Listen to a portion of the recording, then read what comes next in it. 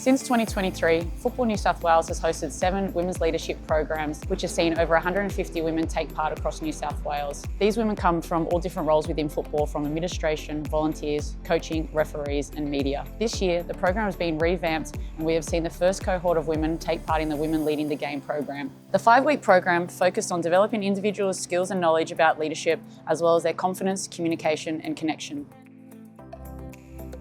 Well, we're really excited about being here today because this is actually the first cohort being a part of the Women Leading the Game, which is a brand new leadership program that I have designed in collaboration with Football Australia to make the content accessible, easy to learn, easy to implement.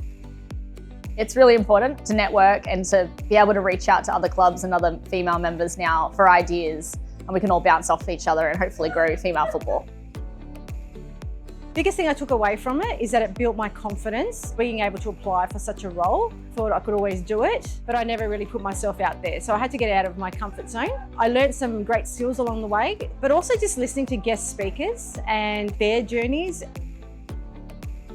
Love some of the practical elements, really getting to know some of the women here, getting up on our feet, interacting with everyone. That physical connection, like something simple as a high five, can really resonate with someone. That personal touch, definitely something that I'll take back.